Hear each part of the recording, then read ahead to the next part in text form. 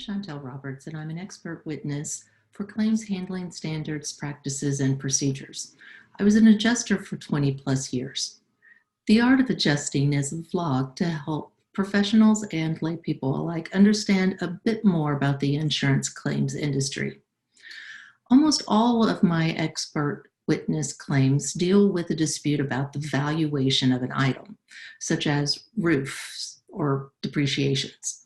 Today, I have Chad Dixon, a good friend and a very knowledgeable adjuster who will walk us through the appraisal of a damaged building. Because this is an important subject, we'll continue the topic next week as well. Hey, Chad, it's good to see you. Welcome and thanks for helping. Let's start off with some of the basics. Let's just say that an insured had a claim, and we'll just say that it's a hailstorm, and the desk adjuster has assigned you as the field adjuster or the appraiser to inspect the property. What are some of your first steps? Sure, Chantel, thanks for having me here. Hail and wind damage claims assessments are probably the most common claim for an adjuster or an appraiser, especially starting out when you're doing your field work. Lots of places to go and lots of things to do. Everyone approaches a claim a little differently, but for the most part, they all observe some general processes to evaluate their claim. In the instance of hail damage, it's oftentimes too easy for an adjuster just to go and get right on top of the roof and start making an assessment. But this isn't the best place to start. A claim evaluation begins with before I arrive at an insured's property. Beforehand, I'll usually print a Google Maps image of the structures at the location.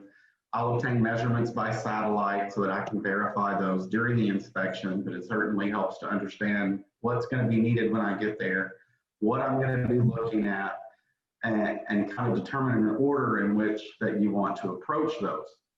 As I'm driving and I approach the insured's location, one of the things that I do is survey the neighborhood, look for roof signs in all the yards for the roofing companies, or what other damages are you seeing in the neighborhood as far as wind damage shingles, hail damage to exteriors, damage to fences, trees, that sort of information is important to know.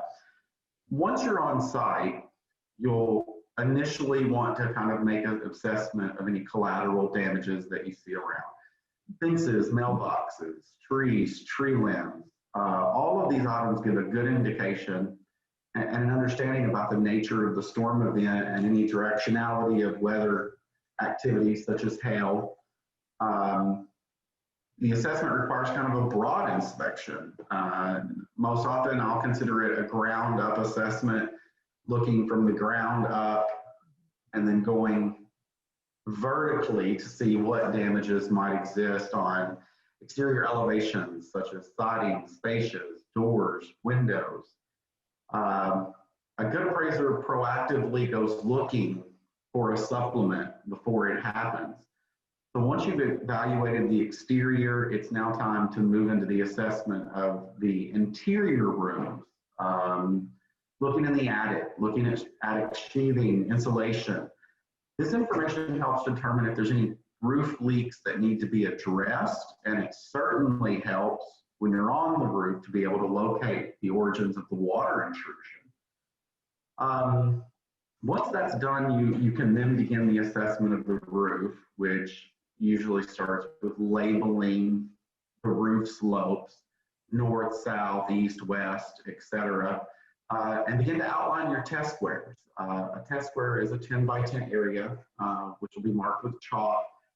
Those areas allow an adjuster and appraiser to be able to survey and inspect the shingles, make markings for hail impact fractures, as well to determine if there's any other conditions of the roof, such as blistering, marring, nail pops, or other damages to the shingles that may not be related to the actual storm event, but may affect the repairability of the roof surface. The goal is to kind of determine the average damages and then apply it overall to the roof slope. That, along with kind of an understanding of the roof as surface conditions, will give you an idea: is the roof repairable? Does the roof have to be replaced? And kind of an overall assessment of the roof as a whole. Right. It's actually a global view. If you're looking at the insured's location, even before you get there, you're looking at the neighbors, you're looking at the trees, you're looking at the siding. It's really a global view that the appraiser, that the field appraiser should be looking at, not just hopping up on the roof and getting up there. Oh, absolutely. Well, and it will not take long for any adjuster, any appraiser to face that age-old question: my neighbor got a new roof. Yeah. And why am I not getting a new roof today? Because my neighbor over here got a new roof, my neighbor over there got a new roof, the neighbor over there got a new roof. Where's my new roof? Yep. It's a question of helping people to understand that if your neighbor had a 15-year-old, 20-year composition shingle and went through the same hailstorm, that you have, let's say, a 5-year-old laminated, impact resistant, 30-year architectural shingle, your neighbor's roof probably sustained substantially more damage from hail. That brings up a good question, though, is for our non-adjuster listeners, or maybe even the new adjuster. How do you read an estimate? How do you know these sorts of things? Is the estimate broken down into rooms, into the roof, into the outside walls? You and I know that because I've been doing it for 20 years. You've been doing it just as long, and so how do we actually look at that if we were novices, so to speak? Okay. Well, in short, I can't say in all the years I've done this that anyone's ever given me a defined template of how to write an estimate on a property. Most adjusters and appraisers will categorize their estimate into rooms, living room, bedroom, and then try to write the estimate so that those items are contained within that room. They'll use general items to the front, in which they use things such as, they'll put dumpsters or post-construction cleanup, permits. Any ancillary items will usually go into a subcategory called general items. It's kind of to the discretion of the adjuster and appraiser to format that in a way that it reads and easy to follow for someone who's reading the estimate. And then it just gets down into the line items of each and every item that's included within that category, that room, that roof, that whatever they may have structured their estimate to read. Yeah, I'm super excited. You're going to show us in a little bit about what Xactimate looks like and how an appraiser will write in the estimate. But before we even get there, let's talk a little bit about what happens if the insured disagrees with the estimate, or the contractor says it's going to cost more than what you've written an estimate for. How do you resolve those disputes? Well, the question number one is to determine what the differences are. I've, in my experience, found that all differences in these estimates fall into one of a few categories. There's the method of repair. Is this being repaired or is this being replaced? Those are two different approaches that could cause some big variances in estimates. So once you have the method of repair, there's the scope of repair, which gets into a question of materials. Is the homeowner tearing off 2 layers of shingles? Is the homeowner only tearing off 1 layer of shingles? Or is there any shingles being teared off and it's just being repaired on a per shingle or perhaps an area of the roof? Next, measurements can obviously cause big differences in an estimate. If the measurements are not the same between the roofer and the insurance company's estimate, let's say maybe the scope of a roof is actually an 812 instead of a 6 or a 412.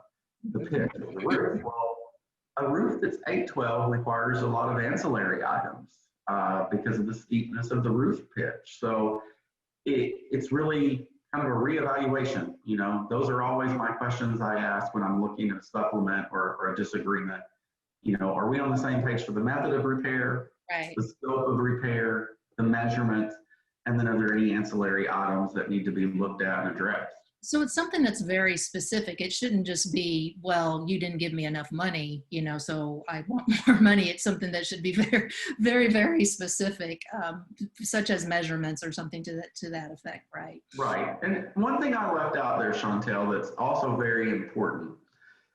Oftentimes, adjusters and appraisers are approaching unique situations in which Hurricane Laura just kind of made landfall. So obviously Texas, Louisiana, those areas are experiencing some difficulties that are not normal.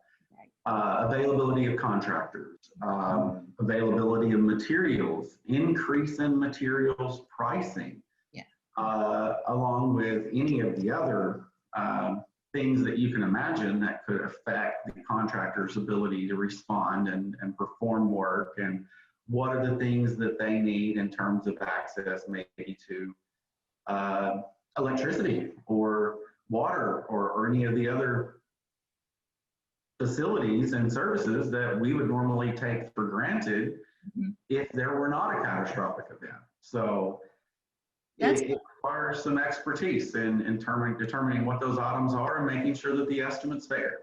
That's a good point, because one of, and this might be where we want to show the Xactimate. I'll defer to your expert knowledge on that one. But a lot of times I know that the difference between like a contractor's estimates and an appraiser's or yours is what's included, kind of like what we talked about. But for example, I'll see in some public adjusters or in some contractors, they put like OSHA requirements in the estimates, and I don't see that in the insurance appraisers estimates, but I'll see it in the public adjusters or the contractors. And I know that a lot of the desk adjusters will think, well, that's just the cost of business, you know, but wouldn't the estimating software take all of that into consideration, such as removing and replacing furniture or putting a tarp on the floor or something like that? The short answer is no. The estimating systems, and there's a few that are most common. Xactimate is the biggest one. I think even Xactimate themselves estimate that 85% of insurance adjusters and restoration contractors use their software. There's also the systems, you know, SimSol, Alacrity. It's similar too, but the issues is that the estimating software is only as good as the adjuster or the appraiser who's pushing the buttons behind it. When you ask about OSHA guidelines and the standards, yes, OSHA is a overhead of a business. They, as a business, have to comply with OSHA standards, material data, safety sheets, and all these other things that they have to do as a business. The question is when it becomes, what is a general overhead, such as an indirect cost? You know, every business has someone to answer the phones. Well, guess what? That's an indirect cost. It does not apply to the particular job, and it's part of your normal overhead of business. The confusion becomes that many jobs, depending upon the circumstance, the particulars of that job and the coordination that's required and the complexity that's required, if it's something that is an overhead that business would not have except for that particular project, except for that particular job, it becomes a direct overhead to that job. And certainly a contractor should have the argument to make for that. And these discussions have gone on, and there's countless lawsuits, some of them class actions, that have sought to really try to narrow down and define when overhead, O&P, general profit and overhead, general contractor's profit and overhead are owed. The interesting thing is most courts have really steered away from absolutely defining an answer, and they've left it again to the insurance companies to make the best judgment as to we have to evaluate each claim based on complexity and the coordination that's required and what falls outside of the norm. So I guess we'll call it more of an art than a science. Is that? Yeah, no, I think that's why I call this blog the art of adjusting. Because this week I've discussed appraisals and evaluations with Chad Dixon.